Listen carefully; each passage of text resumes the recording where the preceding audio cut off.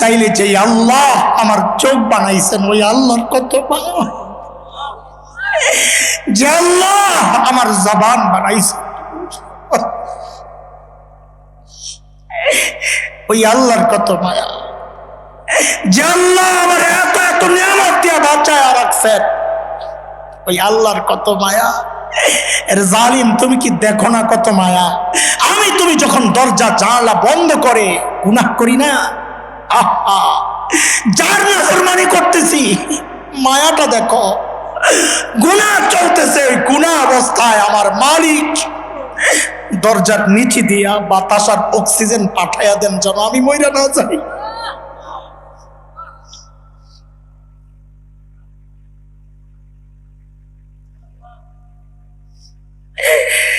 ওই মালিকের নাফরমানি আর কত কাল? হ্যাঁ আরে বাবা কত কাল? আমি আপনি যখন গুনাহ করি ওই চিন্তাটা যদি করা যায়, আরে আমি তো আগাইতেছি গুনার জন্য, আমার মালিক তো পেছন থেকে ডাকতেছেন কি বইলা, ইয়া আইয়ুহাল ইনসান মা গাররাকা বিরাব্বিকাল কারীম।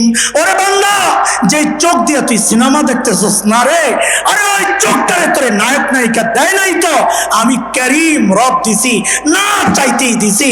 যে কান দিয়ে তুই গান শুনতেছস ওই কান তোরে গায়ক গায়িকা দেয় নাই রে, আমি কারীম রব দিছি, না চাইতেই দিছি। আরে তোর মার সামনে তুই গুনাহ করস না, বাবার সামনে গুনাহ করস না, তোর শেখের মুরব্বির সামনে গুনাহ করস না, শ্বশুর শাশুড়ির সামনে গুনাহ করস না, তোর বাচ্চার সামনে গুনাহ করস না, শরম লাগে? আরে কিরে বান্দা, আমি আল্লাহ বলতেছি, আমি তাকায় রয়েছি তোর দিকে, আমি ডাকতেছি, তুই গুনাহ ছাড়স না। বিষয় কি?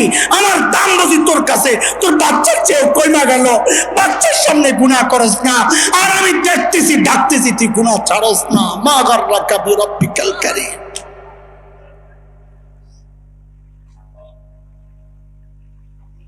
হেরে যুবক, কিভাবে বললে বুঝবি বল? এর চেয়ে ভালো করে বোঝানোর ক্ষমতা তো আমার নাই। আমি বলি কি, এক কাজ কর, দেরি তো হইছেই, তোরা আমার সামনে আয়, তোরা আমার সামনে আয়, তোদের পাওগুলো মেলে দে, আমি ওই পাওগুলো জড়াইয়া ধইরা সারা রাত বৈশা বৈশা কান্না করি, তাও তোরা গুনাহ ছেড়ে দে, গুনাহ ছেড়ে দে বাবা, গুনাহ ছেড়ে দেন। এই গুনাহরা চোখ দিয়ে মালিকের সামনে দাঁড়াবেন কেমনে মিয়া? আরে কেমনে দাঁড়াবো বলেন না? এই গুনাহরা হাত পাও নিয়ে মালিকের সামনে কেমনে দাঁড়াবো, যখন আমার চোখ, আমার হাত পাও, আমার কান, আমার চামড়া মালিকের দুয়ারে আমার বিরুদ্ধে সাক্ষী দিবে। হাত্তা ইযা মা জাউহা শাহিদা আলাইহিম সামউহুম ওয়া আবসারুহুম ওয়া জুলুদুহুম বিমা কানু ইয়ামালুন। জবাব কি বলেন না? জবাব কি বলেন? বাবা গুনাহ ছাড়েন, গুনাহ ছাড়েন। গুনাহ করার সময় একবার তো খালি চিন্তা করেন, দেখতেছেন কি? রব্বে কারীম বলেন। রব্বে কারীম বললে ওই অর্থটাও চিন্তা করেন, মানে কি? মানে কি, যেই অঙ্গ দিয়া গুনাহ করতেছি ওইটা যার দেওয়া, না চাইতেই দেওয়া, তার নাফরমানি করতেছি। হায় হায়, আমি কত বড় জালিম। আল্লাহ তাআলা বলতেছেন, ইয়া আইয়ুহাল্লাযীনা আমানুত্তাকুল্লাহ ওয়াল তানজুর নাফসুম মা কদ্দামাত লিগাদিন ওয়াত্তাকুল্লাহ। ওই ইমানদারেরা, আল্লাহকে ভয় করো, মানে গুনাহ ছাড়া দাও, এবং প্রত্যেক জনের উচিত চিন্তা করা, আমার আখিরাতের পুঁজি কি, কামাই কি, সম্বল কি, আমি আমার মালিকের সামনে কি নিয়ে দাঁড়াবো। ফাইন আমানু বিমিসলি মা আমানতুম বিহি ফাকাদ ইহতাদাউ ওয়া ইন তাওয়াল্লাউ ফাইন্নামা হুম ফি শিকাক।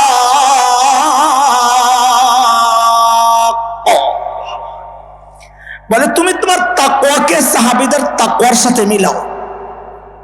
বলে মিলাইলে কি হবে? তা আল্লাহ বলেন, আমি ওদের তাকওয়ার পরীক্ষা নিয়েছি, যদি তোমারটা মিলে তো বোঝা যাবে তোমারটাও ঠিক, কারণ ওদের পরীক্ষা নিয়ে দেখছি ওদেরটাও ঠিক। কার কথা? আল্লাহ বলেন সূরা হুজরাতের মধ্যে, উলাইকাল্লাযীনা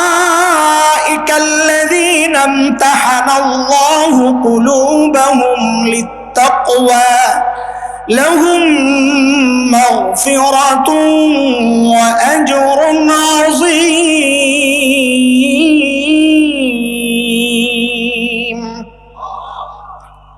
তা আপনি যদি জিজ্ঞেস করেন আল্লাহরে, আল্লাহ যদি সাহাবীদের সাথে মিলে তো দিবেন কি? কর, হ্যাঁ আমি তো করব, আপনি দিবেন না কিছু, তো আল্লাহকে দিব তো। বলে কি দিবেন? তো সূরা তাওবার 100 নম্বর আয়াতে আল্লাহ বলেন কি দিব? এক দিব স্বীকৃতি। বলে কিসের স্বীকৃতি?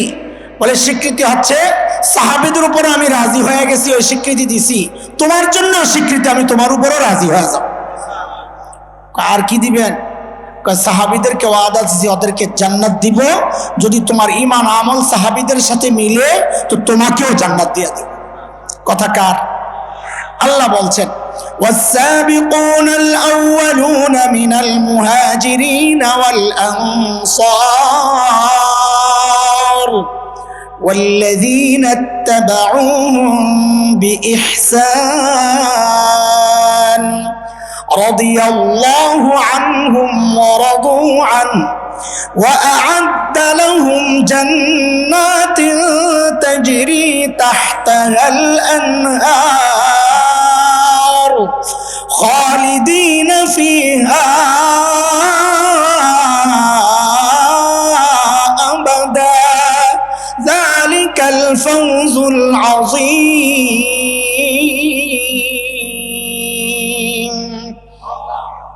বলেন আমল কাদের সাথে মিলাইতে হবে? বলেন। কিন্তু দোস্ত একটা জিনিস মাথায় রাখেন, সাহাবীদের সাথে আমাদের আমল মিলবে না। এটা কিভাবে সম্ভব? আমি আপনি যে মুত্তাকি, বউ সাক্ষী দেয় না, মানে না। দেন কোন বউ পিসাবের বউ পিসাবের কাছে মুরিদ হয় না, জানেননি আপনারা? তোমারে চিনি, তোমারে চিনি। জামাই রে যত বড়ই হোক, এক পিসাব আইছে ঘরে, তুমি কি পিরিরি করো? আজকে দেখছি আমাকে ঘরের সামনে দিয়ে এক পিসাব উইরা উইরা যায়। তো জামাই কয়, আরে কানির গোষ্ঠী কানি, তুই দেহস নাই তো, এটা তো আমি আসিলাম। যে এই কথা কইছে, বউ কি কয় জানেন? ও কাহিনী তো এই জায়গায়, এই জন্য তো দেখছি উড়ার সময় পাংখা একটা ভাঙ্গা। স্বীকার করবো না। আমি আপনি মুত্তাকি, বউ স্বীকার করে না। সাহাবী মুত্তাকি, আল্লাহ স্বীকৃতি দিয়েছেন। মিলবে কোত্থেকে? আমি আপনি সেজদা দেই, আমার বাবা শিখাইছেন, মা শিখাইছেন, উস্তাদ শিখাইছেন। সাহাবী সেজদা দেন, নবী আলাইহিস সালাম শিখাইছেন। আমি আপনি সেজদা দেই, ডানে বামে সামনে পেছনে ফাসিক ফুজ্জাররা ভরা। সাহাবী সেজদা দিয়েছেন, নবী সেজদায়, সাহাবী সেজদায়। নবী রুকুতে, সাহাবী রুকুতে। নবী জিহাদে, সাহাবী জিহাদে। নবী হজে, সাহাবী হজে। মিলবে কোত্থেকে? কত কি বললেন এতক্ষণ? বলে আমাদের বড়রা বলেন, আরে মিলবে না, তুমি কাজ করো, কাছাকাছি যাওয়ার চেষ্টা করো। কেন? তো বড়দের একটা সোনার অক্ষরে লিখে রাখার মতো কথা, দুনিয়ার জিন্দেগিতে যে যত সাহাবীর কাছাকাছি বসতে পারবে, হাসরেও সে সাহাবীর তত কাছাকাছি উঠতে পারবে। বুঝতেছেন কথা? হতাশ হয়ে গেছেন না? সাহাবীদের মতো আমাদের আমল হবে না, হতাশ হয়ে গেছে? ডরেন না, আমরা আছি তো ইনশাআল্লাহ। হতাশার কিচ্ছু নাই, একটা খুশির সংবাদ দেওয়া যায়। পাগলের সুখ মনে মনে, আমরা তো পাগল, আমাদের সুখ মনে মনে। শুনবেন নি আপনারা? এনার্জি আছে তাইলে, মনোযোগ হারান নাই তো? কে কে ঘুমাইছেন ওটা হাতটা দেখান তো, আল্লাহু আকবার। এই মনোযোগ চলবো না, আরো মনোযোগ লাগবো। আমি তো ঘুমের পরীক্ষা করি নাই, আমি আসলে মনোযোগের পরীক্ষা করছি। প্রশ্ন কমন পড়ে নাই আপনাকে না? আচ্ছা ঠিক আছে। আপনাকে আলিফ টেক বাড়িঘরের যে চিপা চাপা ক্ষেত তো নাই মনে হয়, আছে? সুবহানাল্লাহ, আল্লাহ সারাইছে আমার খেতে ঢুকায় নাই। টমেটোর চাষ হয় এদিকে, হয় কম না বেশি? আচ্ছা রেটটা শুনলে বোঝা যাবে। সিজনে রেট থাকে কত? 10 টাকা হয়, তাই তো ভালোই চাষ হয়। কিন্তু তার চেয়ে বেশি চাষ হয় আমাদের কুমিল্লা অঞ্চলে। রাস্তার দুই পাশে ওই যে বক্তারা কইতে পারবো টমেটো এরকম টাল দিয়ে রাখে, টাল তো বুঝেন, হ্যাঁ, স্তূপ দিয়ে রাখে। মাঝে মধ্যে যাইয়া জিজ্ঞেস করি, বাজান টমেটো কেজি কত? একসময় করতাম খুব, এখন বাদ দিছি, কেজি কত? তো মাঝে মাঝে জবাবটা এমন হইতো, যত দেন তত, মানে কি নিয়ে আমার এই বাঁচান, আমি বিপদে আছি, নাইলে আপনি না নিলে নিয়ে গরুরে খাওয়ান লাগবে। আমগো দেশে এক সময় টমেটো গরুরও খাওয়াইছে মানুষ, কি করবো এত টমেটো, কি করবো? আচ্ছা, এই যে সিজনে টমেটোটা খাইছেন কয় টাকা? 10 টাকা। আচ্ছা 20 টাকাই ধর। এই সিজনের টমেটো ফ্রেশ ছিল না ভেজা? ফ্রেশ। ফ্রেশ টমেটো খাইছেন 20 টাকায়। তার 4 মাস আগে টমেটো কত খাইছে? 100। আচ্ছা বেশিটা বাদ দিলাম, 100ই ধরে। ফ্রেশ ছিল না ভেজা? কি অবস্থা চিন্তা করেন। ভেজালটা খাইছেন ফরমালিন ওয়ালাটা 100 টাকায়, আর ফ্রেশটা খাইতেছেন। এই যে উল্টা হয়ে গেল, কারণটা কি কোন তো? বলো বলো। সিজন আর আনসিজন, অফ সিজন গড সিজন, যেটাই বলেন। তাইলে এখান থেকে আমরা সূত্র কি বের করলাম? একটা সিজনের জিনিস হয় ফ্রেশ, রেট হয় কম, না একুরেট। বেটা আপনার কম দেবো কি জন্যে? আপনার আত্মীয় লাগে, একুরেট, এটাই আসল রেট। কিন্তু অফ সিজনের জিনিস হয় ভেজাল, কিন্তু রেট হয়। এই সূত্র দিয়েই আল্লাহরে শক্ত করে ধরবেন। একা একা যখন কান্দেন ধরবেন, ও আল্লাহ আমারে তো তুমি ইবাদতের সিজনে পাঠাও নাই, নবী যুগ, সাহাবী যুগ, খায়রুল কুরুন, আমারে তো ইবাদতের সিজনে পাঠাও নাই, পাঠাইছো তো অফ সিজনে ফিতনার জামানায়। তো আল্লাহ কবে তো কি হইছে? বলে পাঠাইছো যেহেতু ফিতনার জামানায়, আমার আমল একটু ভেজাল হইলেও হইতে পারে, কিন্তু রেটটা বাড়ায়া দেওয়া লাগবে। কথা কি অযৌক্তিক? আপনারা মনে করছেন যুক্তি দিয়ে খালি বুঝাই দিলেই হইল? না না, এটা হাদিসে ইশারা আছে। আল্লাহর হাবিব সাল্লাল্লাহু আলাইহি ওয়াসাল্লাম বলেন, মান তামাসসাকা বিসুন্নতি ইনদা ফাসাদি উম্মতি ফালাহু আজরু। আমি না বললে, আমি বললে অনেকে ডাইরেক্ট মনে করতে পারে কি ভুলে রেখে গেল কিনা। আমাদের মুফতি আব্দুল মালিক সাহেব বলছেন, মিয়া সহ হাদিসটা বললে একটু দুর্বলতা আসে, মিয়া ছাড়া বললে ঠিক আছে।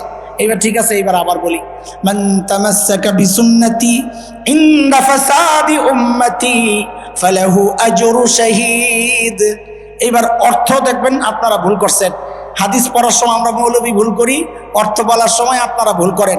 খেয়াল করেন, নবী বলেন, যে ব্যক্তি শেষ জামানায় ফিতনার জামানায় সুন্নত আঁকড়ে ধরবে, আল্লাহ তাআলা তাকে শাহাদাতের,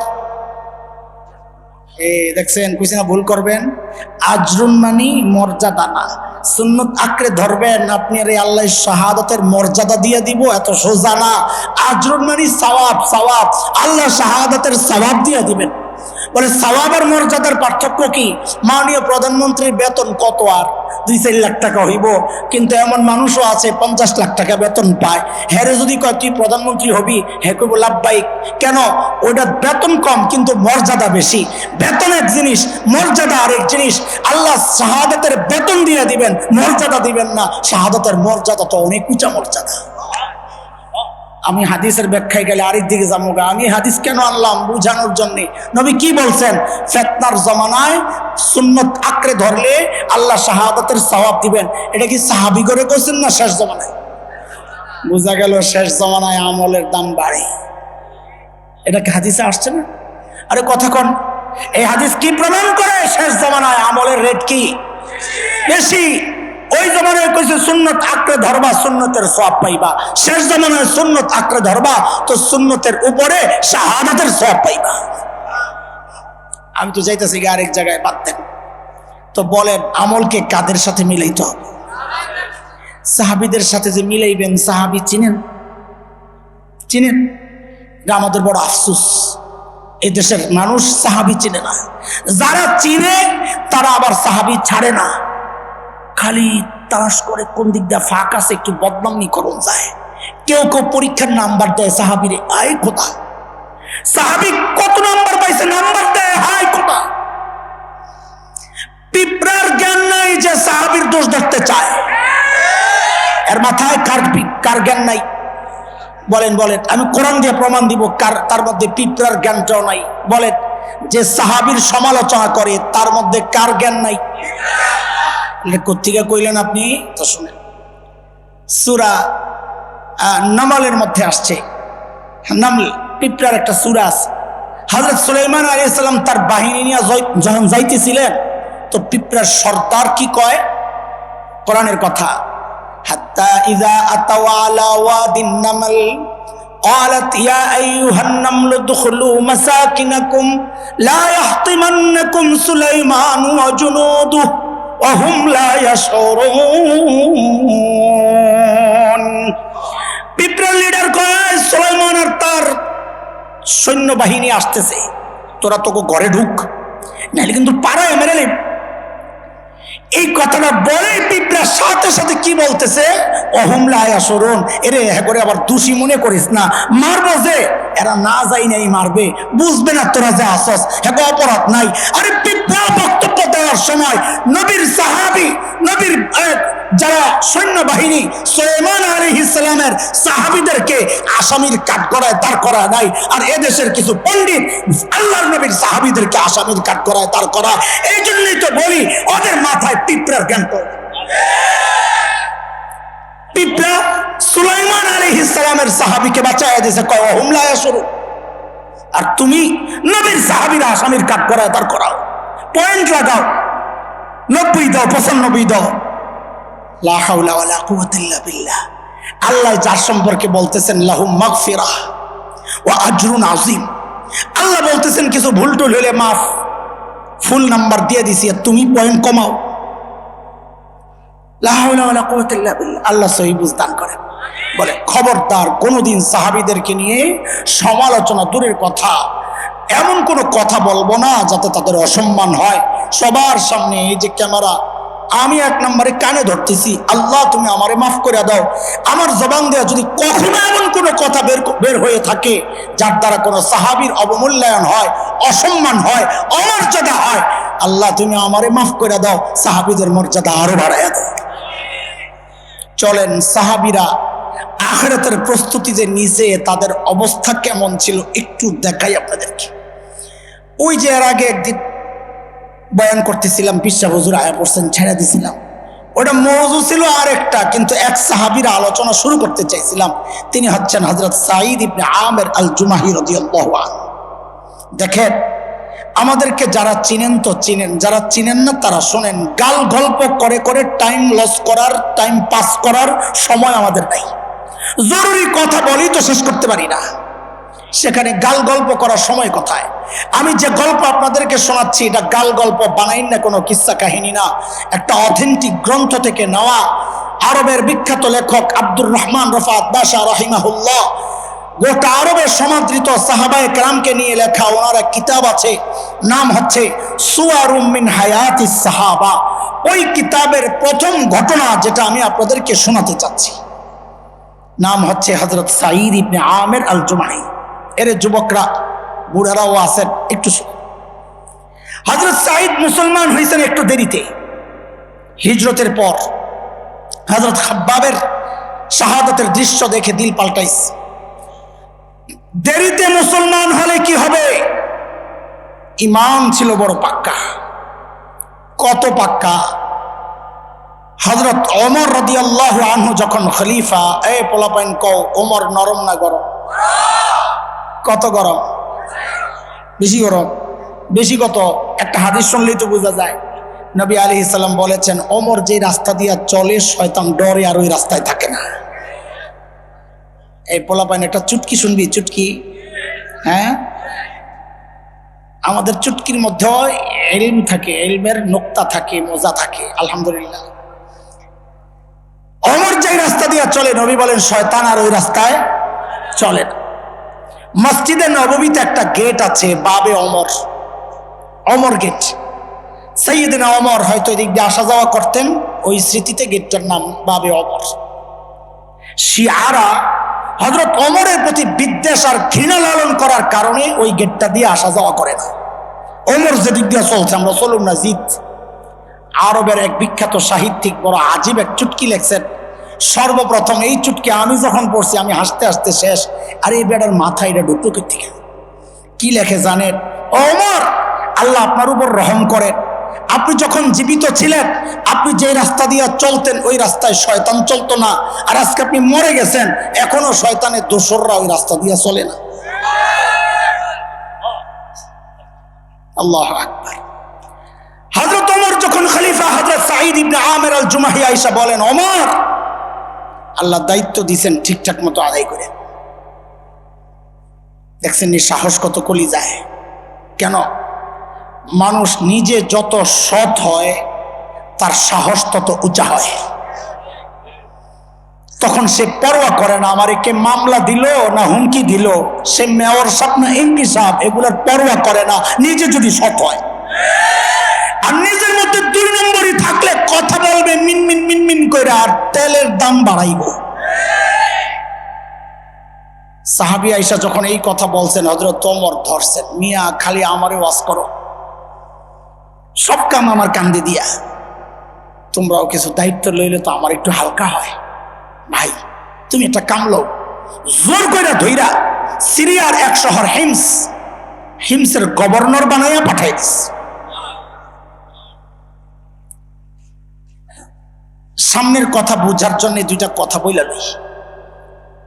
যে অঞ্চলের মানুষ যত ধনী ওই অঞ্চলের জনপ্রতিনিধি যারা মেম্বার, চেয়ারম্যান, এমপি তারাও ওইরকম ধনী হয়। আজকের দুনিয়ায় Bangkok, Singapore, Thailand, Dubai, Abu Dhabi, Karachi, Bombay, আমাদের চিটাগাং এগুলো যেমন বাণিজ্যিক শহর, ওই সময়ে গোটা দুনিয়ার বাণিজ্যিক শহর ছিল সিরিয়া। তো এইবার বলেন বুঝে শুনে, সেই সিরিয়ার শহর হিমসের গভর্নর ধনী হওয়ার কথা না গরিব হওয়ার কথা? কেমন ধনী? সময়ের সেরা ধনী। একবারে পরে আমি আবার জিজ্ঞেস করব, এটাই বলবা তো সহজ হবে। বলো সময়ের সেরা ধনী। আল্লাহ নবীর সাহাবীর অবস্থা বুঝেন। হওয়ার তো কথা সময়ের সেরা ধনী, কিন্তু হয়েছে কি দেখেন, হিমস থেকে এক দল আসছে হযরত ওমরের সাথে সাক্ষাৎ করতে। হযরত ওমর তাদের সাথে কথাবার্তা বলার পর বললেন, একটা কাজ করো, তোমরা হিমসের গরিবদের একটা লিস্ট দাও, আমি রাষ্ট্রীয় কোষাগার থেকে, বাইতুল মাল থেকে ওদের জন্য কিছু বরাদ্দ দিয়ে দিই।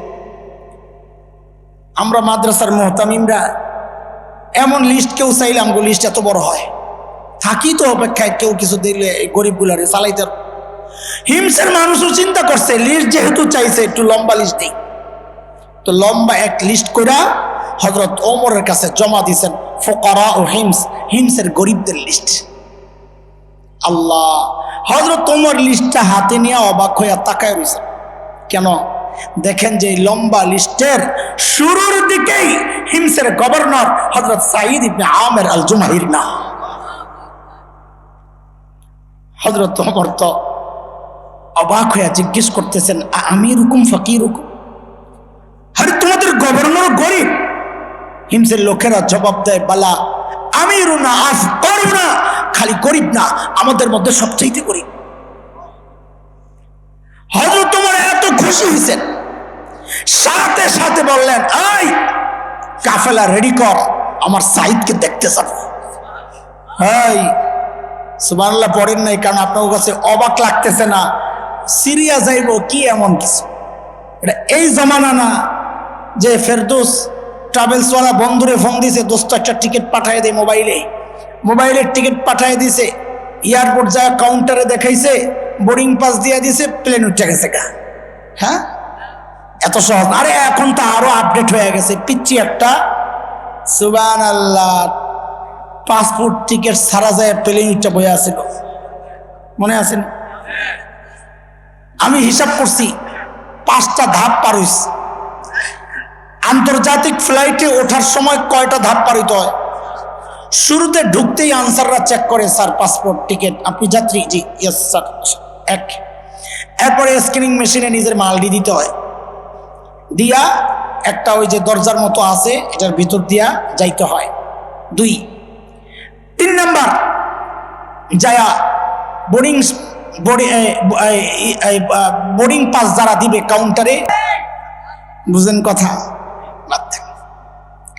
সাইয়েদনা ওমরের কাফেলা যখন হিমসে ঢুকে, গোটা হিমস যেন ভেঙ্গে পড়ে। চারদিক থেকে হাজারো মানুষ ছোটে ছোটে আসছে। হারে আমাদের আমিরুল মুমিনিন আসছেন, আল্লাহর নবীর শ্রেষ্ঠ সাহাবী ওমর ইবনুল খাত্তাব আসছেন এক নজর দেখার জন্য। হাজারো মানুষ জমা হয়ে গেছে। হযরত ওমর বসা, পাশে সাঈদ ইবনে আমের। হযরত ওমর চিন্তা করলেন, সাঈদকে আমি তো ভালো জানি, কিন্তু জনগণ কি বলে এই ফাঁকে একটু পরীক্ষা করে নেওয়া যাক। কারণ অনেক সময় নেত্রীর কাছে নেতা ভালো, মার্কা দিয়ে দিছে, যান নির্বাচন করেন, কিন্তু এলাকার মানুষ পছন্দ করে আরেকজন রে, এমন হয় কি হয় না? এলাকার মানুষ তখন লাঠি মার্কা একজনের স্বতন্ত্র দাঁড় করাইয়া দিছে, স্বতন্ত্র পাশ করে লাইছে। হয়েছে না? আরে আপনাকে ওই মুন্সি মসজিদ হয়েছে, হয়েছে না? বেড়ায় গেছে গা, যাবার আসলে অন্য কারণ টের পায় নাই। এদেশের মানুষে ইমান কোন জায়গায় মনে করছে সিল তো খামই পামই, নৌকা মার্কা পাইছি, কিন্তু এদেশের মানুষ যে নৌকা বুঝে না, ধানের শীষ বুঝে না, নামাজ দিয়া কথা কইলে কলিজায় আগুন লেগে যায়, এটা বুঝতে পারে নাই। দড়া খাইছে ওই জায়গায়, কথা কন ঠিক কিনা? হযরত ওমর চিন্তা করছেন, আমি তো ভালো জানি জনগণ কি বলে। ডাক দিয়া জানতে চাইলেন, ও হিংসার মানুষ, তোমাদের গভর্নরের বিরুদ্ধে কারো কোনো অভিযোগ আসেনি? থাকলে দাঁড়ায়া যাও। বাপরে, এই জমানায় যদি শীর্ষ কেউ আইসা কোনো এলাকায় যাইয়া কয়, এই তঙ্গ নেতার বিরুদ্ধে কারো কোনো অভিযোগ আছে, থাকলে দাঁড়াও, তো পাবলিক মাথা নিচের দিকে দিয়া বলবো কি, অভিযোগ তো আছে কিন্তু দাঁড়াবো না, দাঁড়াইলে সকালে হইয়া পড়ন লাগবে। কথা ঠিক নেই? পাবলিক কি ডরায়, ঠিকও জোরে কয় না। আরে গাধা, এ পর্যন্ত শুনিয়ে ঠিকওয়ালা করে ধরছে যে কইছে, হ্যাঁ রে তুই ডরাও কেন? ঠিক কইতে ডরাও কেন? ঠিক কইলে ধরে নাকি? শুনছেন আপনারা? আজ পর্যন্ত শুনি নাই ঠিক কইছে যে তার বিরুদ্ধে মামলা হয়েছে। মামলা হয় ফেরদৌসের বিরুদ্ধে, বাঙ্গে আরেকজনে মামলা হয় ফেরদৌসের বিরুদ্ধে, এটাই হইব স্বাভাবিক। মামলা হইব গোড়ায়, আপনি ডরান কেন? উল্টা পাল্টা দেখলে সাইজ করে নেবেন, মামলা হইলে আমার বিরুদ্ধে নইব, আপনার সমস্যা কি? কথা ঠিক আছে না? ইনশাআল্লাহ। যে হযরত ওমর বললেন, এই অভিযোগ থাকলে দাঁড়া, ওই কোনার থেকে এক বুড়া দাঁড়ায় গেছে, আছে। হযরত ওমর কয়, কাহিনী কি? কারে দেখতে এলাম?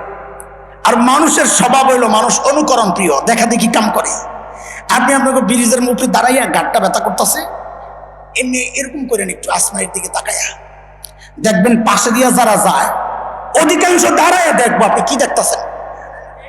আপনি কিন্তু কিছুই দেখেন না, ঘাড় ব্যথা করতেছে। আরে কথা কয় না, পোলা পায় না তো, কথা কয়ে মজা টজা পাইতেছে না, তোরা কথা কইস। একজন দাঁড়াইছে, দেখা দেখি আরো তিনজন। ওমর কয়, কারবার কি? বলেন আপনি বলেন, আপনার কি সমস্যা? আল্লাহু আকবার। সমস্যা দেখেন, আল্লাহ নবীর সাহাবীর হালত। আমিরুল মুমিনিন, আমাদের গভর্নর না মাসে একদিন অফিসে আসে না। কয়দিন? আর আমরা তো সপ্তাহে ছুটি কাটাই 2 দিন। এর মধ্যে আরো কত বন্ধ, 16 ডিসেম্বর, 26 মার্চ, আবার 25 ডিসেম্বরও আছে একটা ছোট দিন। কোন দিন? বড় দিন। আশ্চর্য কথা, হেরা কইল আমরা কম তালে ডিসেম্বর মাস, শীতকাল থাকে না গরমকাল থাকে? শীতকালে দিন বড় থাকে না ছোট থাকে? তো কি কয় বেড়ার 25 ডিসেম্বর বলে বড় দিন? বাস্তবতার বাহিরে কথা, অবৈজ্ঞানিক কথাবার্তা। ষোলো দিনের বন্ধ আছে, আবার পহেলা বৈশাখের বন্ধ আছে, কত বন্ধ। আর ইসলামী শাসন ব্যবস্থায় জনগণের অভিযোগ গভর্নর মাসে কয়দিন আসে না? হযরত ওমর তার রাগ হয়ে গেছে। সাইদ জবাব, কাহিনী কি? আসামির কাঠগড়ায় আল্লাহর নবীর সাহাবী, কিন্তু আপনারা বলবেন ধনী এলাকার গভর্নর। বলেন কি হওয়ার কথা? সময়ের দেখছো আগে যে মুখস্থ করাইছি কাজে লাগছে। বল কি হওয়ার কথা? সময়ের সেরা ধনী হওয়ার কথা। অথচ অবস্থা বুঝেন, ওমর ধরছেন, সাইদ কেন মাসে একদিন অফিসে আসো না? হযরত সাইদ আসামির কাঠগড়ায় দাঁড়ায়া বলতেছেন, আমিরুল মুমিনিন, আপনি তো জানেন আমি গরিব মানুষ, আপনি তো জানেন আমি গরিব মানুষ, তো এই যে আমার গায়ে 2 টুকরা কাপড় দেখতেছেন না, একটা লুঙ্গির মতো করে পরা আর একটা চাদরের মতো করে জড়ানো। আমিরুল মুমিনিন, আমার না এই 2 টুকরা কাপড় ছাড়া আর কোনো কাপড় নাই। আরে অফিসে দেরি করে আসো কেন? এরকম 1 মাস এগুলা 1 একাধারে পড়তে পড়তে দুর্গন্ধ হয়ে যায়। তাই মাসে একবার উপরেরটা ধুইয়া দিই, শুকায়া গেলে নিচে পড়ি, নিচেরটা ধুইয়া দিই, শুকায়া গেলে উপরে জড়াই। আমিরুল মুমিনিন এই কাজটা করতে করতে আমার একটু বেলা চলে যায়, আমি আসি না এই কথা ঠিক না, আসি একটু দেরি হয়। উনি হয়তো সকাল সকাল এসে আমাকে না পেয়ে ভাবছেন আমি আসি না, আসি। হয়তো ওমর তো বুঝছেন অভিযোগের ধরন কি, দাঁড়াইছে যেহেতু জিজ্ঞাসা তো করা লাগে। বলেন 2 নাম্বার আপনার কি সমস্যা? ও বাপরে বাপ, 2 নাম্বার জনের অভিযোগ তো আরো মারাত্মক। কি সমস্যা? আমিরুল মুমিনিন আমাদের গভর্নর না, ওনারে দিনে তো পাওয়া যায়, রাতে আর পাই না। কি ডিউটি লইছে হেরে, রাতেও সময় দেওয়া লাগবে। আয় মালিক, হযরত ওমর তো এবার গেছেন আরো রাগ হইয়া, সাইদ কেন তোমাকে রাতে পাওয়া যায় না? জবাব আসামির কাঠ করায় আল্লাহর নবীর সাহাবী, আখিরাতে কিভাবে চিনছেন? হযরত সাইদ দাঁড়ায় জবাব দিচ্ছেন, আমিরুল মুমিনিন কেন রাতে পাওয়া যায় না? কসমতু হায়াতি বাইনা রাব্বি ওয়া বাইনা ইবাদি। আমিরুল মুমিনিন জীবনটারে 2টা ভাগ করছি। এক ভাগ রাতটা আমি আমার মালিকের সময় দেই, দিনটা মালিকের বান্দাদেরকে সময় দেই। আমাদের তো মালিককে সময় দেওয়ার টাইম নাই, আমরা ব্যস্ত মানুষ না, কত কাজ আমাদের, ব্যবসা বাণিজ্য আরো কত কিছু। হ্যাঁ এরে জালিম, আমি আর তুমি ছাড়া দুনিয়ার সব মালিককে টাইম দেখ। ওই একটা গাছের দিকে তাকায় দেখো না, কি মনে হয় গাছটা বুঝি এমনি দাঁড়ায় আছে? না না না, ওই গাছটাও দাঁড়ায়া দাঁড়ায়া মালিকের তাসবিহ পড়ে। একটা কুকুরকে নিকৃষ্ট প্রাণী মনে করে তাড়া দেই, ওই কুকুরটাও রুকুর হালতে মালিকের তাসবিহ পড়ে। যে পোকামাকড় গুলো রে আমরা পায়ে দলে মেরে ফেলি, ওই পোকামাকড় গুলো সেজদার হালতে মালিকের তাসবিহ পড়ে। পড়ি না কেবল আমি আর তুমি, আমাদের হাতে সময় নাই। অথচ এই হায়াতের এই সময়ের একটা ভাগ ফেসবুক কিন্তু ঠিকই পায়, এই হায়াতের একটা ভাগ ইউটিউব কিন্তু ঠিকই পায়, এই হায়াতের একটা ভাগ খেলোয়াড়, গায়ক গায়িকা, নায়ক নায়িকা, আমার সমাজ পরিবার, আমার সন্তান কিন্তু ঠিকই পায়। পায় না কেবল আমার মালিক। মালিককে টাইম দেওয়ার সময় আমার হাতে নাই। সময় দোস্ত আসবে একদিন, কসম আল্লাহ, করার থাকবে না কিচ্ছু। সেদিন আফসোস করে করে শুধু কানবো আর বলবো, ইয়া লাইতানি কদ্দামতু লিহায়াতি। আরে সময় মতো যদি একটু পুঁজি বানায় আসতাম, আজকে এই কঠিন দৃশ্য আর দেখতে হয় না। এই জন্য আল্লাহ বলেছেন, অলতানজুর নাফসুম মা কদ্দামাত লিগাদ। প্রত্যেকটা মানুষের উচিত তার পুঁজি পুঁজি পুঁজি নিয়ে চিন্তা করা, আমি আমার মালিকের সামনে পুঁজি হিসাবে কি পেশ করব, আমার আসি কি করছি কি। ওই পুঁজির কথাই বলতেছিলেন আমার ভাই। মুহতারাম হাজরিন, যত ভাবি বলি আসলে আপনাদের মধ্যে বিরক্তির ভাব তো আসবেই। আমি থাকলে আমারও আসতো, বক্তা যেই হইতো এই পরিবেশে পরিস্থিতিতে বসা থাকলে আমারও খারাপ লাগতো। এই জন্য আমি দেরি করব না, পুঁজির ব্যাপারে আর কথা বলছি না, যেহেতু আমার আরেকটা অংশ রয়ে গেছে। আল্লাহ বলেছেন আল্লাহকে ভয় করার জন্যে। মনে আছে কথা? কয় কথা ছিল আয়াতে? এক, আল্লাহকে ভয় করো, আর আখিরাতের পুঁজি কে কি বানাইছো সেটা চিন্তা করো। চিন্তা করি আমরা, চিন্তা করবো ইনশাআল্লাহ। আল্লাহ তৌফিক দান করেন, আখিরাতের পুঁজিকে সমৃদ্ধ করার তৌফিক দান করেন। 2 নম্বর কথা, আল্লাহকে ভয় করা মানে কি? মানে হচ্ছে আল্লাহর ভয়ে গুনাহ ছেড়ে দেওয়া। বলেন আল্লাহর ভয়ে, আল্লাহকে ভয় করা মানে আল্লাহর ভয়ে, বলেন বলেন, আল্লাহর ভয়ে গুনাহ ছাড়বো না ইনশাআল্লাহ। রমজানের এই প্র্যাকটিস হয়েছে কিসের জন্যে? গুনাহ ছাড়ার অভ্যাস তৈরি করার জন্য, লাআল্লাকুম তাত্তাকুন, গুনাহ ছাড়ার অভ্যাস তৈরি করার জন্যে। কিন্তু দোস্ত, আমরা যখন এগুলা বলি না, আমি তো এমন এক জায়গায়, আমার মসজিদ Dhaka university, BUET, Dhaka college, city college, আদর্শ কলেজ, ইউনিভার্সিটির মাঝখানে তো অনেক যুবক ছেলে আমার সাথে সম্পর্ক রাখে। এটার কারণ আমাকে অনেক বড় মনে করার কারণে না, বড়দের কাছে যাইতে ভয় পায়, আমি ছোট মানুষ, কুট করে আমার কাছে আয়া পড়ে, ওই জন্যে, অন্য কিছু মনে করেন না। প্রায় ছেলেদের একই জিজ্ঞাসা, একই প্রশ্ন, একই কথা, হুজুর গুনাহ তো ছাড়তে বলেন, আমরাও ছাড়তে চাই, কিন্তু ছাড়তে তো পারি না, ছাড়তে তো পারি না। এই সমস্যা তো আমাদের নাই, তাই না? তো চুপচাপ বয়ে রয়েছেন যে, আছে না নাই? গুনাহ ছাড়তে তো চাই কিন্তু ছাড়তে, আবার বলেন ছাড়তে চাই কিন্তু ছাড়তে। তা আমাদের বড়রা আমাদের উপর দয়া করছেন, কোরআন হাদিস থেকে এনে এনে আমাদেরকে বুঝাইয়া দিছেন, রে গুনাহ ছাড়তে চাস, ছাড়তে পারোস না, তো এইভাবে চল, তো গুনাহ ছাড়া তোর জন্য সহজ হয়ে যাবে। এমন অনেক পদ্ধতি ছাড়া সহজ হয়ে যাবে ইনশাআল্লাহ। দেখেন, একজন মানুষ যখন গুনাহ করে, দুইটা বিষয় তাকে উৎসাহিত করে গুনাহ করতে। এই যুবকরা খেয়াল কর, আবারও জিজ্ঞেস করি, মনোযোগ আসেনি? হাই হুই দিয়েন না, এটা অমনোযোগী হওয়ার লক্ষণ, একটা নমুনা। আসবে, ঘুমতে আসবে, আসলে চাইটা চুপা দিয়ে, তাহলে বোঝা যাবে মনোযোগ আছে। হাই চলে আসছে, শরীরের উপর তো নিজের নিয়ন্ত্রণ নাই, হাই চলে আসলেও আমি এটাকে দমনের চেষ্টা করতেছি, এটা মনোযোগের লক্ষণ। আর হা করে ছেড়ে দিলে এটা অমনোযোগী হওয়ার লক্ষণ। ঠিক আছে ইনশাল্লাহ? গুনাহ যারাই করে, যেই করে, আমি করি, আপনি করেন, দুইটা বিষয় মানুষকে, প্রত্যেকটা মানুষকে গুনাহ করতে উৎসাহিত করে। কয়টা বিষয় বলেন? কয়টা? এক নম্বর, একাকিত্ব। কি একাকিত্ব? একা হইলেই দেখবেন গুনাহ করতে খালি কোসায়। সত্য, একাকিত্ব। এই চিন্তার মনোভাবের বিরুদ্ধে আল্লাহ জবাব দিচ্ছেন, বান্দা তুই একা না, তুই যেখানে থাকস, কেউ না থাকলেও আমি আছি। এক। দুই নম্বর যে বিষয়টা তাকে গুনাহ করতে খোঁচায়, উৎসাহিত করে, যখন সে বুঝতে পারে আমারে তো কেউ দেখে না, না নাই কেউ, ঠিক আছে চল, বুঝে আসছে না কথা? এই ভাবনার বিরুদ্ধে আল্লাহ জবাব দিচ্ছেন, তোকে দেখে না মানি, আলাম ইয়ালাম বিআন্নাল্লাহ ইয়ারা, ও জানে না আমি তাকায় রইছি, আমি আল্লাহ তাকায় রইছি, ও জানে না। দোস্ত, গুনাহ করার সময় যদি খালি এই চিন্তাটা মাথায় ঢুকানো যায়, কি চিন্তা? দুইটা কথা আমার সাথে সাথে বলবেন আপনারা, খুব শিগগির ছেড়ে দিব, বিরক্ত হয় না ইনশাআল্লাহ। দুইটা কথা। এক, আমাকে কে দেখতেছেন? জবাব সহি, কিন্তু আমরা এটা বলবো না।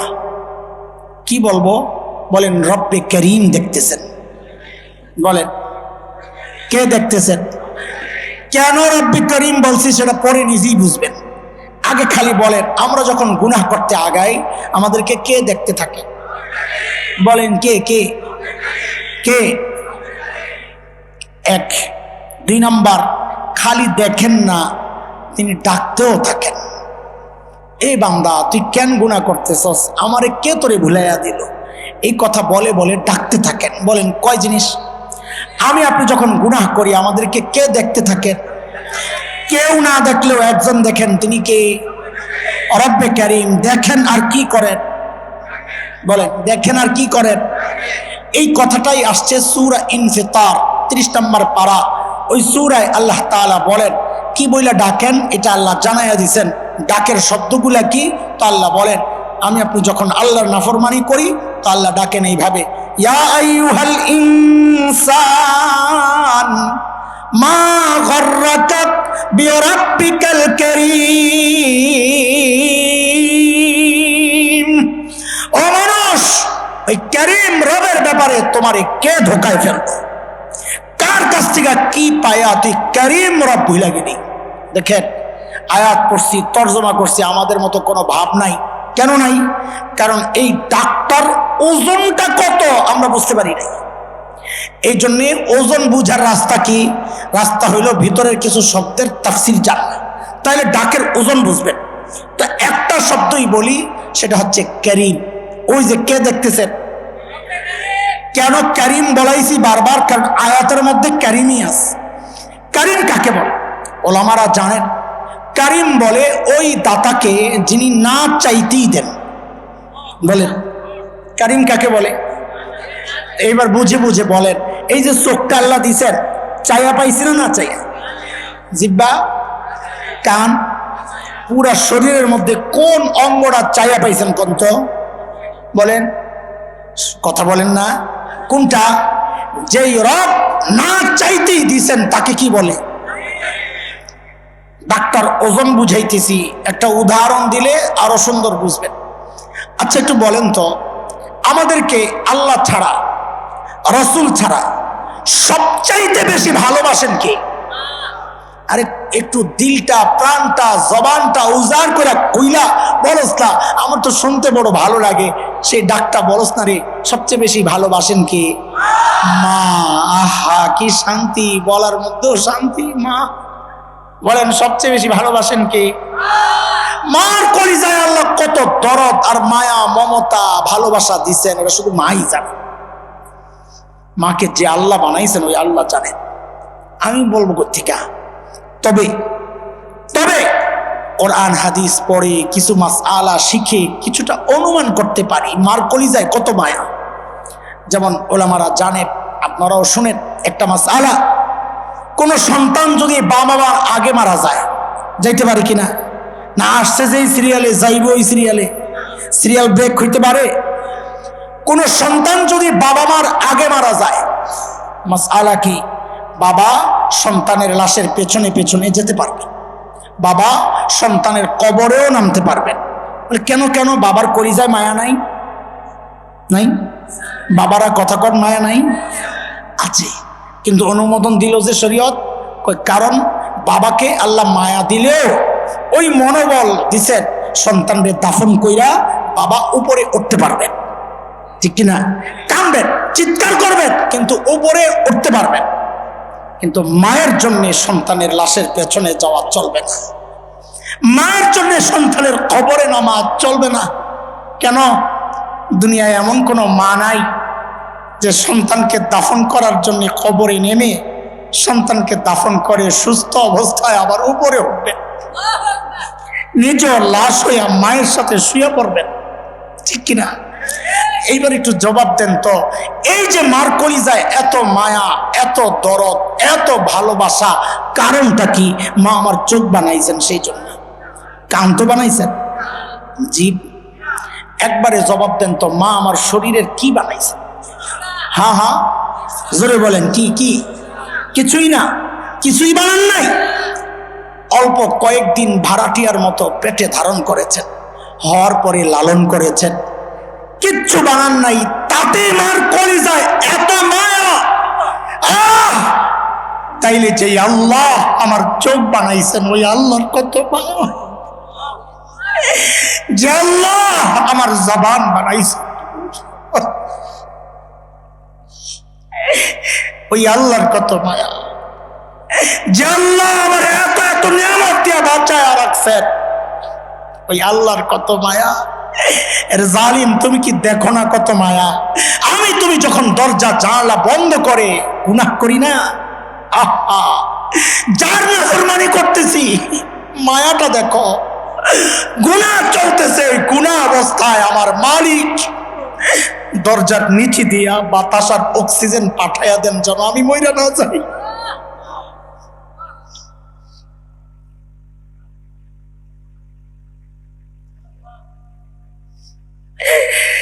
ওই মালিকের নাফরমানি আর কত কাল? হ্যাঁ আরে বাবা, কত কাল? আমি আপনি যখন গুনাহ করি ওই চিন্তাটা যদি করা যায়, আরে আমি তো আগাইতেছি গুনার জন্য, আমার মালিক তো পেছন থেকে ডাকতেছেন, কি বইলা?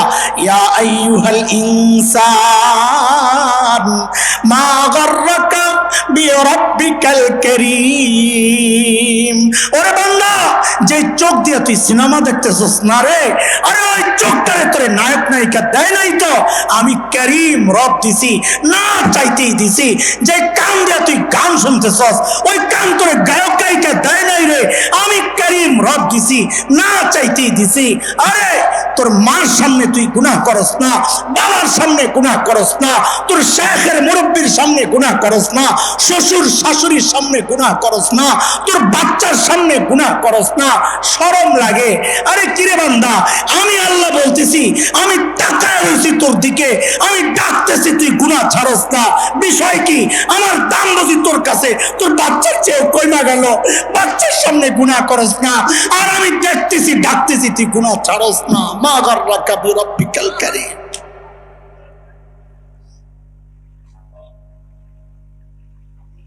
হে যুবক, কিভাবে বললে বুঝবি বল? এর চেয়ে ভালো করে বোঝানোর ক্ষমতা তো আমার নাই। আমি বলি কি, এক কাজ কর, দেরি তো হইছেই, তোরা আমার সামনে আয়, তোরা আমার সামনে আয়, তোদের পাওগুলো মেলে দে, আমি ওই পাওগুলোর জড়ায়া ধইরা সারা রাত বৈশা বৈশা কান্না করি, তাও তোরা গুনাহ ছেড়ে দে, গুনাহ ছেড়ে দে বাবা, গুনাহ ছেড়ে দেন। এই গুনাহওয়ালা চোখ দিয়ে মালিকের সামনে দাঁড়াবেন কেমনে মিয়া? আরে কেমনে দাঁড়াবো বলেন না? এই গুনাহওয়ালা হাত পাও নিয়ে মালিকের সামনে কেমনে দাঁড়াবো, যখন আমার চোখ, আমার হাত পাও, আমার কান, আমার চামড়া মালিকের দুয়ারে আমার বিরুদ্ধে সাক্ষী দিবে।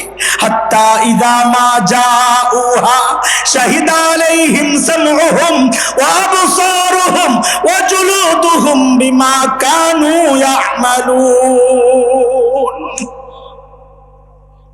জবাব কি বলেন না? জবাব কি বলেন? বাবা, গুনাহ ছাড়েন, গুনাহ ছাড়েন। গুনাহ করার সময় একবার তো খালি চিন্তা করেন, দেখতেছেন কি? রব্বে করিম। বলেন রব্বে করিম বললে ওই অর্থটাও চিন্তা করেন। মানে কি? মানে কি, যেই অঙ্গ দিয়া গুনাহ করতেছি ওইটা যার দেওয়া, না চাইতেই দেওয়া, তার নাফরমানি করতেছি। হায় হায়, আমি কত বড় জালিম। আল্লাহ তাআলা বলতেছেন, ইয়া আইয়ুহাল্লাযীনা আমানুত্তাকুল্লাহ ওয়াল তানজুর নাফসুম মা কদ্দামাত লিগাদিন ওয়াত্তাকুল্লাহ। ওই ইমানদারেরা, আল্লাহকে ভয় করো, মানে গুনাহ ছাড়া দাও, এবং প্রত্যেক জনের উচিত চিন্তা করা, আমার আখিরাতের পুঁজি কি, কামাই কি, সম্বল কি, আমি আমার মালিকের সামনে কি নিয়ে দাঁড়াবো। আল্লাহ তাআলা আল্লাহর ভয়ে গুনাহ ছেড়ে দিয়ে আখিরাতের জন্য যথার্থ প্রস্তুতি গ্রহণের তৌফিক আমাদেরকে দান করেন, আমিন। যেই মুহতারাম বুজুর্গ যার স্মরণে আজকের এই সুন্দর আয়োজন, হাফেজ উস্তাজুল হুফাজ হযরতুল আল্লাম শেখ আব্দুস সত্তার রাহিমাহুল্লাহ তাআলা, আল্লাহ তাআলা আমাদের আজকের এই মাহফিলের যত আমল হয়েছে সব আমলের উসিলায় আল্লাহ আমাদের বাপজানকে আল্লাহ জান্নাতের মেহমান হিসাবে কবুল করেন। তাদের সন্তান যারা বেঁচে আছেন আল্লাহ তাআলা তাদেরকে দ্বীনের জন্য কবুল করেন। আল্লাহ তাআলা তাদেরকে নিরাপত্তার চাদরে ঢেকে রাখেন, সমস্ত মুসিবত থেকে হেফাজত করেন। যে আলী টেক মাদ্রাসাওয়ালারা আমাদেরকে তাদের মাঠটা ব্যবহারের সুযোগ করে দিয়েছেন, নিজেরাও সহযোগী হয়েছেন, আল্লাহ তাআলা মাদ্রাসা কর্তৃপক্ষ, আসাতিজায়ে কেরাম, তলাবা, সবাইকে, সংশ্লিষ্ট সবাইকে আল্লাহ তাআলা উত্তম জাযা দান করেন, আমিন আমিন। ওয়া আখিরু দাওয়ানা আলহামদুলিল্লাহি রাব্বিল আলামিন।